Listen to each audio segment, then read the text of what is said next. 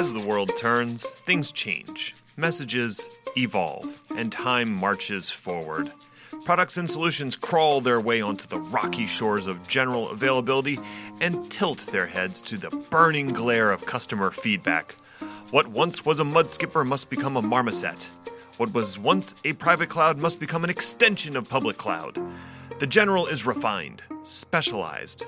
Gills are traded for lungs, and use cases are more narrowly defined and enhanced. Since the announcement of Azure Stack 2 years ago, the product has never stopped evolving based on customer feedback. Once units started shipping late last year, the customer feedback cycle increased. New opportunities were found, assumptions were questioned, and the offering continues to mature. Hey everyone, welcome to the Anexipod, the official podcast for Anexinet. This is episode 28, recorded March 12th, 2018. I'm your host, Ned Bellavance, Director of Cloud Solutions at Anexinet. Here on the Anexipod, we talk technology for the enterprise, covering infrastructure, app dev, analytics, and anything else is shiny. Last week, I had the good fortune to attend the Microsoft Global MVP Summit in Bellevue, Washington. It was a flurry of activity and information, most of which I cannot talk about, as was drilled into my head at the beginning of every single presentation. NDA, NDA, NDA. What happens at Summit stays at Summit, etc. So without compromising my MVP status, I did want to say that the MVP Summit was awesome. My favorite part of the event was not the sessions, although they were great, but more meeting all the other MVPs at the summit and getting to know them. My award category is in Azure Stack, and that is a small group for a relatively new product. After sessions one night, a group of Azure Stack MVPs gathered with me to discuss their experience with Azure Stack so far, where the product has been, and where we see it going. Again, any speculation on our part about the roadmap for Azure Stack is purely that, speculation, and based on our own experiences with the product. There is a publicly available roadmap for Azure and Azure Stack published on the Microsoft website, and I will include that link in the show notes. Now, without further ado, on to the conversation. So who do we have in the room? Frederick? Yeah, Frederick, I start. Frederick Nelson. And what would you say you do, Frederick? Yeah, what do I do? That's a good question. Other than You drive the car. I work with data center and Azure, mainly focusing on Azure Stack and software-defined, mostly software-defined storage. On the from Microsoft, of course. Storage Spaces Direct? Yes. Good stuff. It's been quite a lot of those before the Azure Stack hit, so to say. How would you describe Azure Stack hitting? It was like the Heinz effect. It was nothing, and then all at once. So I've been involved in approximately 70% of the Dell EMC installs, more or less. So when you say 70%, is that like of 100 installs? Yeah, but we had in Europe alone, I think we had 15 or 16 customers. That sort of started out with a few, but then it added up. Mm-hmm. But then we had not that many installs in Asia Pacific, and then we had a couple in the US. Right. So I would say, like in the early adopter, we say with like 50, more or less 50 customers. Yeah, sort of. It's not bad. I hear Azure Stack's actually been doing better than they thought. So yeah, that's nice. And you have a fellow countryman with you? Yes. And Niklas Ackerlund, work as a lead architect at the service provider in the Nordics. And I'm one of the ones that got it installed, a stack. Like a whole stack? The whole stack. The one stack. I have not gone for the multiple deluxe stacks. I only went for the one. Alright. Or my CTO went for the one. Is it the 4, 8, or 12? The 12 with the maximum deluxe. Ah. Whoa. All the trimmings? All the trimmings. Whistles and bells? Yes. Alright. So we had a special ceremony when we put it into the data center. Did you play a special song? Yeah, we played a swing. The virtual rack deluxe. So you have two HP guys in my case that had to move it out of the HP rack into our rack. You made them re-rack it, huh? Yes. That is just cruel. That's even better because now it actually, based on the re-rack and our PDUs, we now have a space, decent amount of space for. Did you spread it across multiple racks? No, one rack. Just one rack? Yes. One fault domain? You could say that, yes. Even though it's four fault domains? 3, right? 3? Yeah. Yeah, it should be. It ought to be 3, maybe. I don't know. Yeah. And we have Kenny Lowe. Kenny Lowe. Yeah, I'm a lead Microsoft Cloud Architect at Pulsant in the UK. For the last few years, I've focused on most of the Halo features in like Windows Server 2016 when it was coming up. So things like shielded VMs and the guarded fabric, the new SDN v2 stack, storage spaces direct, things like that. And now I predominantly focus on Azure Stack. We also have a big 12-node high-capacity Azure Stack in Europe as well. Oh, making money as hell. Yeah. So what are you using your Azure Stack install for? Oh, mostly education just now. Yeah. So you don't have any customers running on it? Yeah, there are definitely customers. There are definitely customers, but the interesting thing is that the majority of customers that come to us just now thinking they need Azure Stack actually are fine in public Azure. So they think they need to go there, but actually they don't. And the whole point of Azure Stack is that it's not there instead of public Azure, it's there if it's the right use case. Right. And if it's not, then public Azure is there, and so just use that. Right, I keep hearing Azure Stack is an extension of Azure. Yeah. So if you need that extension cord, you could use it. But Yes. better to just use the public Azure if you Exactly. Exactly. So we push customers there as much as possible instead of what would make us more money probably, which is shove them in Azure Stack. But we do the right thing for the customer. Whoa, slow down there. You must be in a consulting group. Not one of the vendors. And lastly we have Steve Buchanan. Steve Buchanan, and you are not from Europe. I'm from the U.S. All right. I'm from Minnesota, so. Oh, Minnesota, beautiful. Let's go to Sweden, like Minnesota. Half of them live like Swedish ancestors.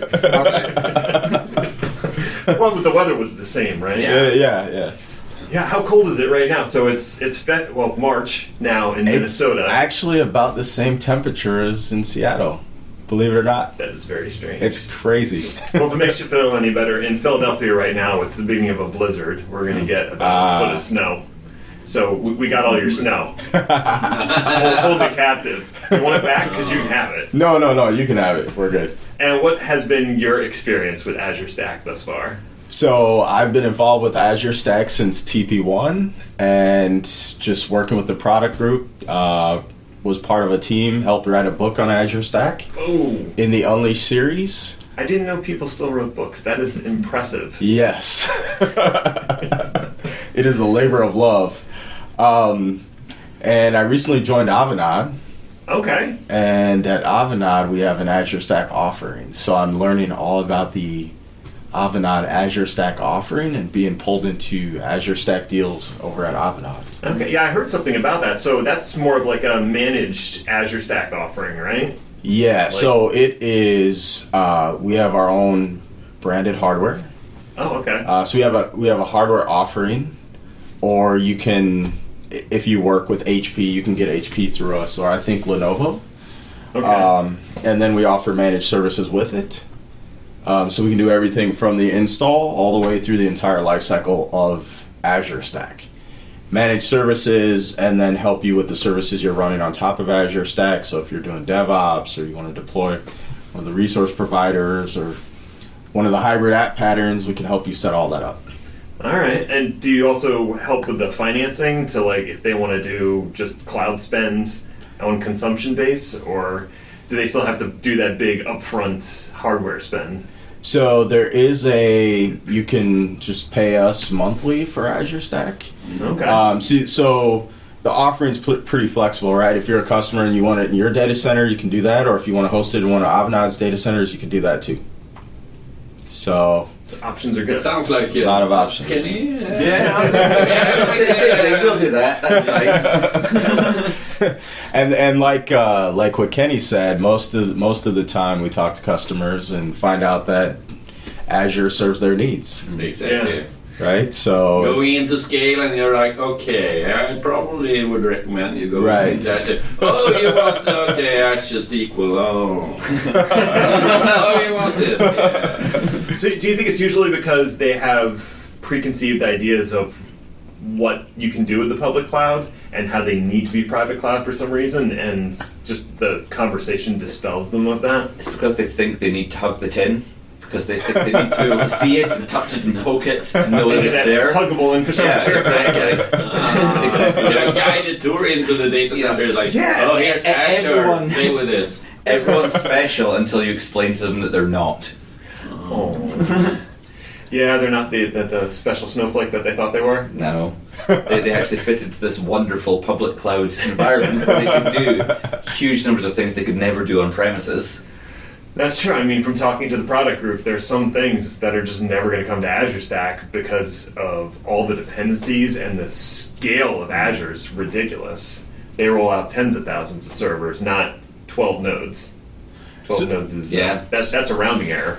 or 4. The smallest, you yeah. start at 4. So for customers that you guys have seen using Azure Stack, what are the reasons they use it and deploy For it? me, that would be like for me, I think.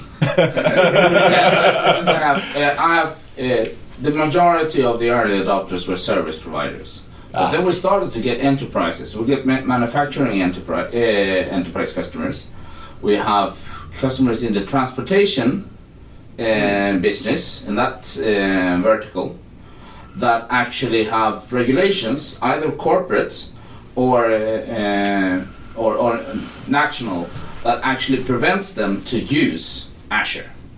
So it's like either corporate policies or laws or regulations within the company, within the country where they are seated, that prevents them to use Azure, at least to some extent. Some things like front webs and so on, that's a no-brainer. Mm-hmm. But when you go into customer registers like personal data that are close to the company, manufacturing companies like their R&D aren't really that keen on having their secrets in Azure, even if it's secure, but they're not that keen on having that. So we see an increase in manufacturing and those kind of verticals. So the service providers were the first ones, but we see enterprises and also financial institutes and some closed, non-disclosed customers as well that are in some vertical. Mm-hmm. Well, the really cost-effective way for you to recommend to these enterprise customers to get Azure Stack is to refer them on to the service providers who've already made the investment. Yes, but we actually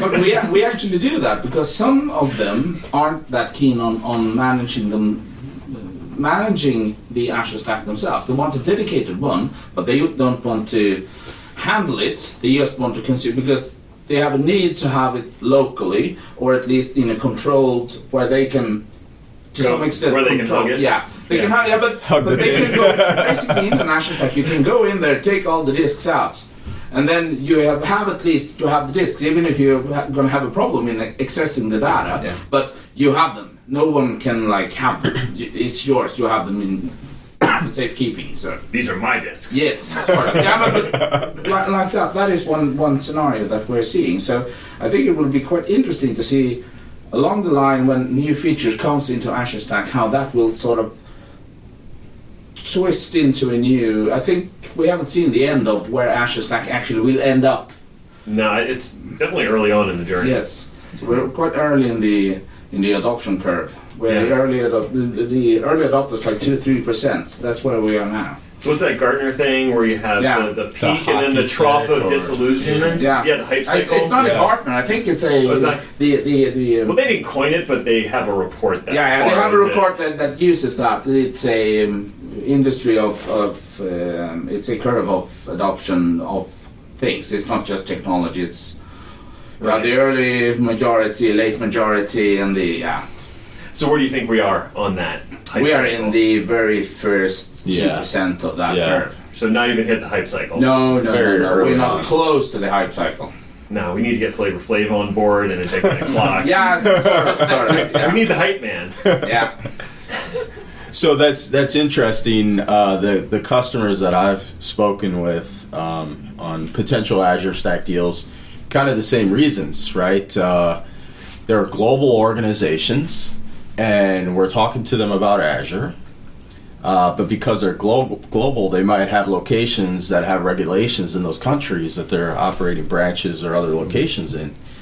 So they need the same services they're using in Azure, but they need it local. So Azure Stack is a good option for that, or latency. Yeah. Well, I think that's a much better one, because I think the regulations thing is a very time-limited thing, and oftentimes it's because they've not caught up with what the public cloud can actually do. Right. As I say, the So- EU just announced Yes, that yes, they're going yes, to be yes, rolling- yes and no. So I mean, the example you gave was a great one, where people don't want to take their corporate secrets and put them in public Yeah. cloud. That's fine. But where it's an industry regulation that says no, you must be able to audit the rack. You're from Europe as well. You know that some countries, some countries. I need to be able to Europe. smell the power Exactly. supplies. AKA hug the tin, right? That's not a valid reason Some for Azure Stack. However, there are some things which are. So latency, for example, we can't break the speed of light, right? Until we can, Azure Stack has a place, right? So, well, that's a while.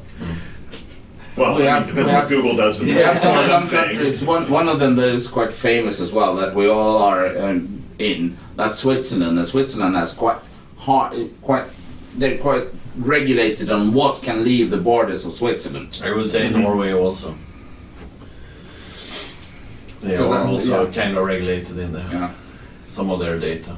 We actually work with a manufacturing customer, and all of their IP is trade secrets. They don't have anything patented, because if you patent it, then you have to publicly show Yes. how it works, sort of. So instead, it's all trade secrets. Yes. So they don't want to put any of that in Yeah. the cloud. They want to keep that as close to their org as possible. So we've their had bread and those butter, conversations about Azure Stack. If they want to move in that cloud direction, that's probably the solution that's going to work. I for think for me, healthcare makes some huge amount of sense as well. You want to have probably your services running in the hospital, not trusting people's lives to an internet Right. connection. Yeah, you don't Right. want to connect that. You Right. don't want to connect. Yeah, because that one machine. backhoe can take out But- all of your internet But maybe you connections. have your Azure Stack running in the hospital, then maybe a slightly bigger one backed off to a service provider, and then maybe big data analytics happening in the public cloud. So it's not a regulatory thing. Yes. Right. It's people's lives, and you need to have it close right. there. Right, we talked about taking that PII, stripping out all that identifiable information, and sending the anonymized data Yeah. to Azure for analysis and training and machine learning and stuff, and then send the trained model back down to run at the hospital level. But across all those different environments, you can have one set of skills, one set of knowledge to manage the entire thing. Right. Do you guys think that when, as more services, Azure services land down in Azure Stack, that will drive more adoption of it? So more resource providers, more... I would love for there to be more resource Is providers. it- what do you think the limiting factor is right now that we haven't hit the hype cycle? Is it the scaling ability, just how long it's been out, so awareness, or like the number of features and services that exist within it? I'd say awareness and features, services. Based on like in the Nordics, where me and Fredrik from, it's I mean the adoption of the public cloud like Azure and AWS and stuff. It's not that big. It's like startups and innovative companies that kind of adopts it, and the traditional companies have a problem with adopting to the new stuff, and then I think the Azure Stack would be a way in there because it's near and you can touch it, and it would be like and then it's a leap towards Azure. So it So would you're be saying a like way to go Azure to Stack Azure. could be the gateway drug. Exactly. Yeah, At least that's what A good slogan for Azure Stack is like, Azure Stack, you can touch it. a lot of I feel like a sticker coming on. Yeah, that would be a great sticker on a Great. t-shirt. Azure Stack, touch me. a lot of companies also have gotten burned by stuff in the past. So I think a lot of them are like wait and see. Let's see. Let's wait until we see, like, they were successful. This is what we see. They read in the branch magazines and so on. So they see a success, then they will jump on the bandwagon. Right. Yeah. And a lot of the target use cases for Azure Stack are not for those companies that traditionally rush fast to the new technology. Right. They're moving at enterprise speed, slower, right? Yeah, and I think it took a while for Microsoft to get the messaging down for Azure Stack, because when TP1 was out, the messaging was totally different around what Azure Stack was going to be. That was going to be the panacea, and everybody was going to run Azure everywhere, and they toned the message down a little bit and refined it. And it probably makes more sense now, but it did take like almost 2 years to get that messaging right. Do you think Azure Stack is an enterprise-only technology? I would have trouble seeing like an SMB buying Azure Stack and running it. Consuming it through MSP absolutely makes sense, right? But actually buying that hardware and running it themselves, I mean, that's a lot of money to dump in for probably like a 4-node system is what especially in the current form factor. Yes. Well, I can see a use case in the SME market where people might buy a 1-node and run production things on it and know that they're not supported. The ASDK. Well, I mean, sooner or later, someone's going to hack the ASDK to be multi-node. Yeah. It's literally a matter of time. Well, no, just buy 2 or 3 of them and do your own DR between them. Once ASR supported. Yeah, there you go. Nice. Yeah, no, that's replicated. It's fine. You're multi-region. Well, I know some people picked apart the install script a little bit, and both scripts are in the ASDK deployment folder. It's got the install Azure Stack and install Azure Stack POC. And the only difference between 2 scripts is one has all the multi-node checks in it. So if someone really wanted to spend the time, they could probably unravel it and get it to deploy across 2 or 3 or 4 nodes. Of course, that would require having 4 nodes of hardware that could run working and order and So to say, and most people have trouble scrapping together 1 node to run the ASDK. Yeah, I wonder if they'll bring the requirement. Well, they can't really bring the requirements also down like too much. there's a lot of other. It is the script is similar, but the binaries might not be similar. Sorry. True. Yeah. And there's so many additional considerations, like the switching, and that needs to be behind it. The RDMA that you need between the nodes for storage spaces direct. Yeah, all of those things that. It's a lot of moving pieces in there. So initially, when it comes to Stack, in TP1, we started, me and Nicholas as well. We're like we do a lot of stuff together. But I'm trying to port those and like nest them just to make sure to kick the tires of it. But you sort of soon realize that you can probably do stuff like that, like hack or make your own solution, but you will end up in a situation where you actually, this is not useful. It costs more than I can reap out of it. So so I just left that. I did something on the TP3 that I actually didn't put on my blog post after a discussion with someone. But anyway, even the later binaries, but because it doesn't make sense. Right. I was we were tweeting today to a guy that he had an old like 710 machine, and I think he got some mixed information from Mr. Snuber in the tweet. So I said, go for it. If you meet the specs, go for it. But he didn't have the specs. And then I think it was you, Ned, that you can nest it in Azure as well, so you can run it there, so you can try it out. Yeah. If you really want to try it out and you don't have the hardware, you can, since nested virtualization exists in Azure, there's stuff on my GitHub repo, and there's actually an official Microsoft way of doing it as well. Yeah. And both of them work. Though 1802 totally bombed today for me, so I gotta figure out why. Documentation is not supported. But then again, that is a nice discussion. Is ASDK supported? It's community supported. Exactly. So actually, it is supported to run it and nest it on Azure, because it's not supported. It's supported for community, e.g. us. E.g. us. Supporting it. And for anyone that's listening, what size VM do they need in Azure to run it? You need to run the E16 V3. You can do it in the 16. You can't do it. But then you go back and You can't do anything useful on it. Yeah. That is not Can you true. do I anything? had all the resource providers and the app service running, and I could spin up one thing. I'm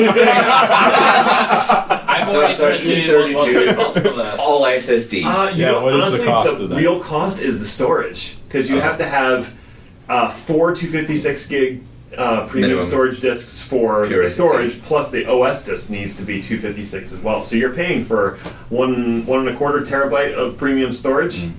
And that you're paying for as long as it exists, not while the machine's on. Because you can take the machine, you can shut the machine down when you're not using it. It takes about 30 Azure minutes Stack. to come back up.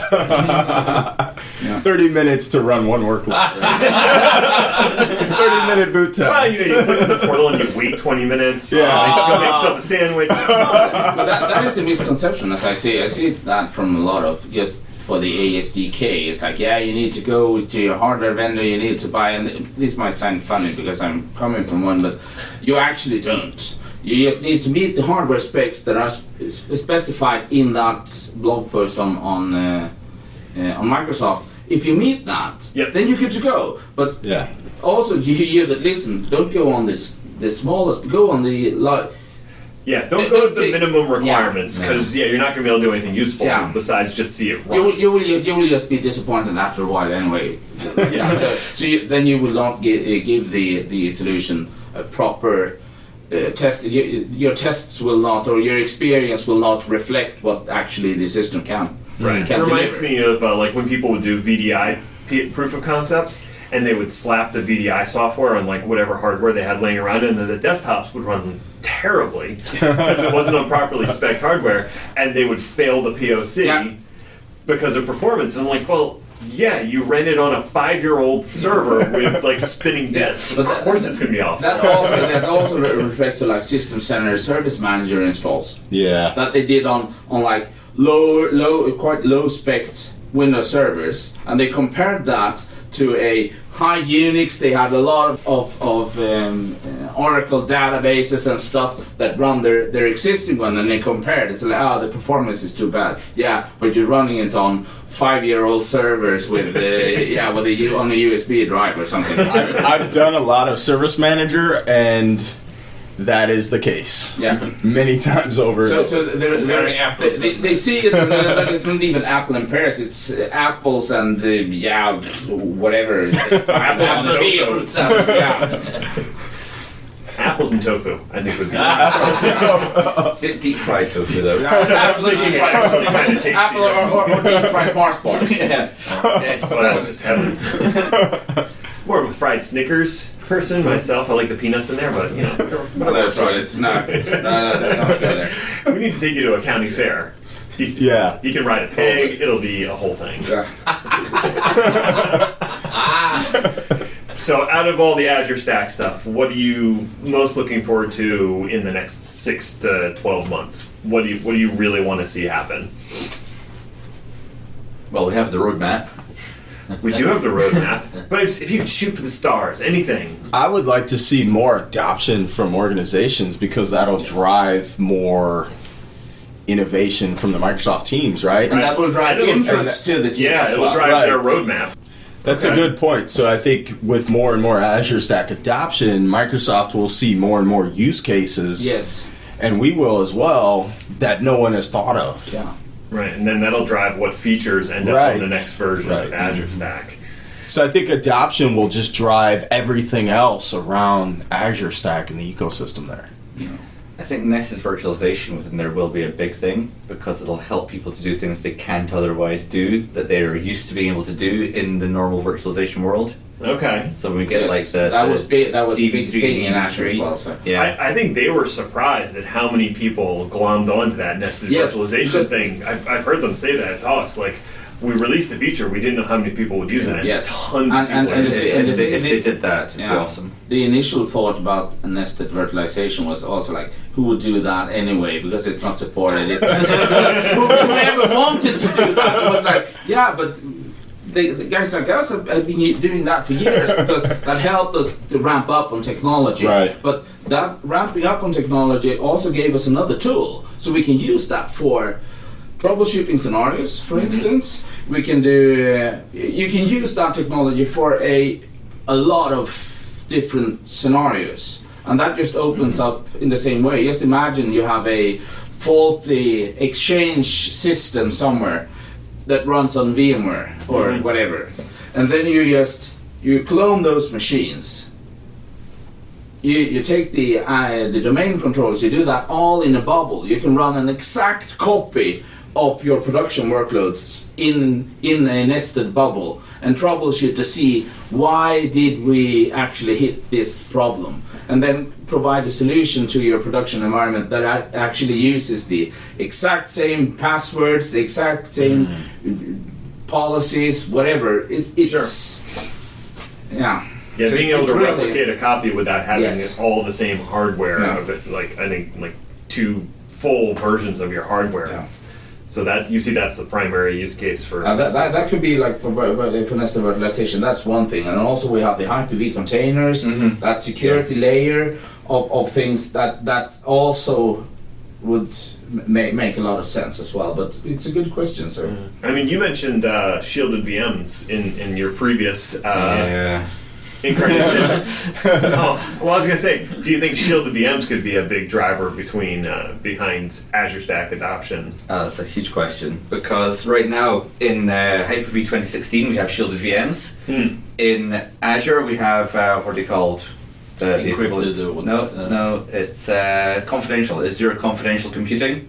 Okay. So that's their equivalent out there, Yeah. right? But there is no equivalent of either in Azure Stack just now.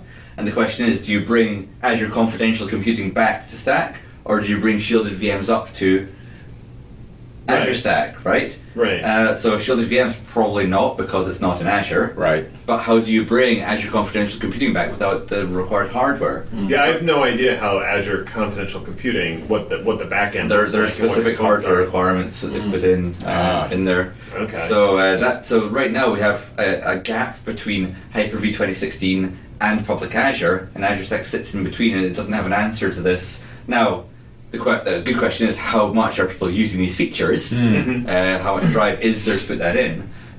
From my perspective, it's only for things that really, really need it. So in Hyper-V 2016 it would be finance data, HR data, domain controllers, things like that, in a multi-tenanted environment that you want to protect from that fabric admin. Yeah. Same in Azure, and it's the same in Azure Stack. So there are these workloads that you want to protect and don't want the fabric admin to be able to get to. Now we do have a lot of protections within Azure Stack itself, Right.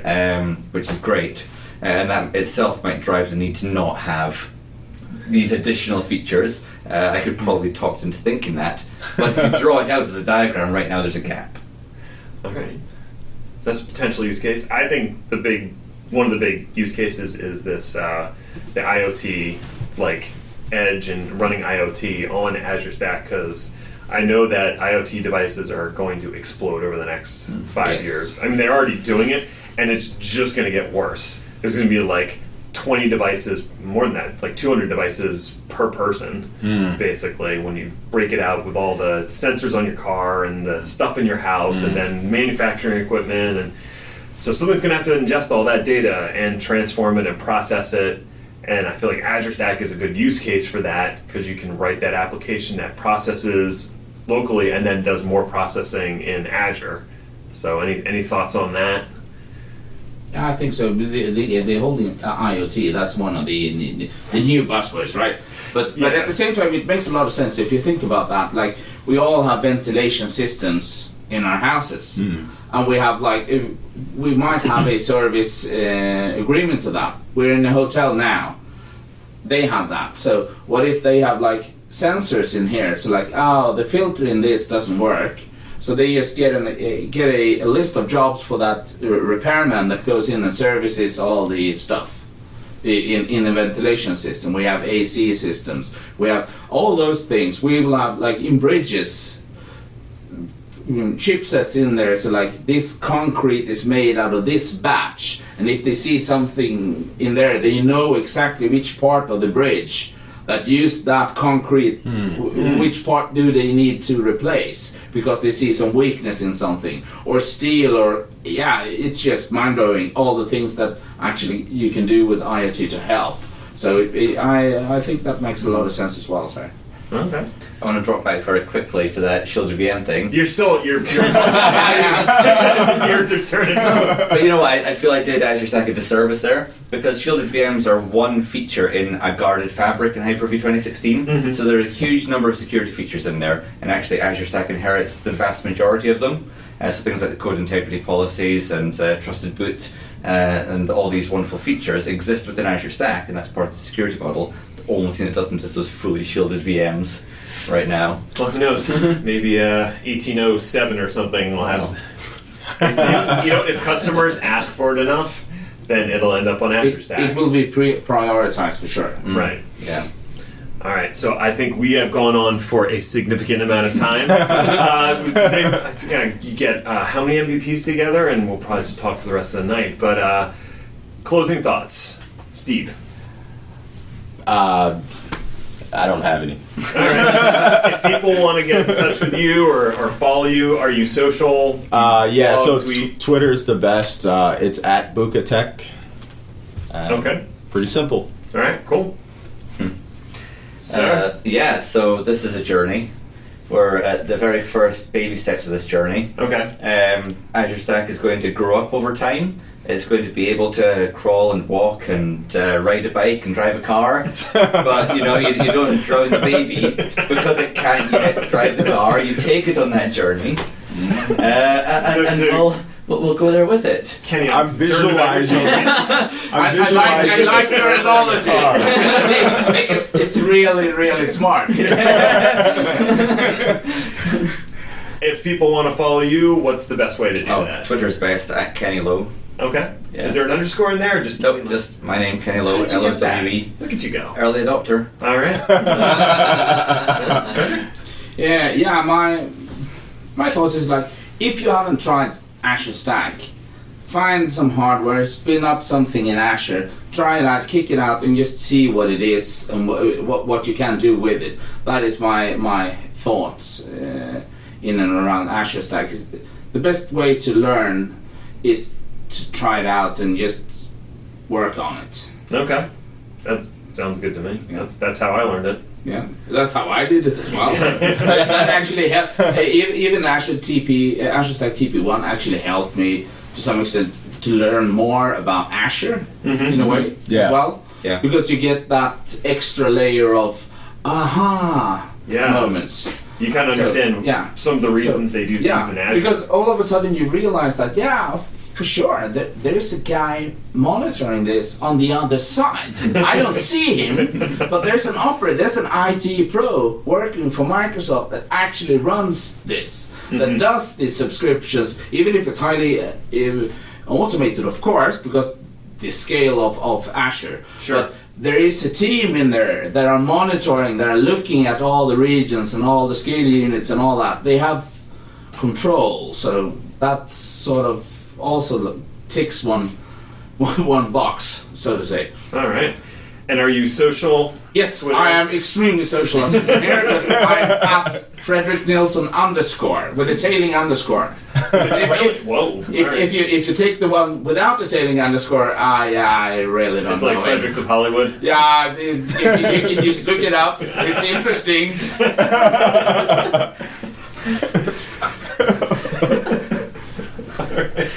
And last but You're not so least. on Swedish. You should be more introvert and sit here. Yeah. With my sword, right? Yeah, exactly. Yeah. My final conclusions. Realizing after working a bit with a more of a multi-node approach, it's another path, I would say. We have been working with the dev kits for like a year and having 4 of them at my office, and then we got the multi-node, and it has been an interesting story, and as Kenny says, it's a journey. It's a real journey, and it's very interesting, and as Fredrik says, it's being an operator and seeing the operator's tasks. I'm concerned that we have some things to really, I don't know if we or who's supposed to fix it, but automating several things that needs to be done, because it's a burden right now to be an operator, Right. and taking care of everything around it, and as seeing how Microsoft does it in the big scale, and seeing how we could get the level of adoption and automation and like on that, then it will be very good. All right, great. And are you a social person? Yes, I use Twitter quite a bit, and I also have my blog, but you could find both my blog and other stuff on my Twitter handle. Okay. So it's Would V Niklas. It's from kind of virtualization Niklas. All right. It was one of the V guys, yeah? I was one of the V guys. Ah, I yeah. used to work quite a bit with VMware and stuff. Yeah. Gotcha. All right, well, I will include everybody's contact stuff in the show notes, so don't worry about trying to spell any of it correctly, because I can't spell worth a dang. And that's it.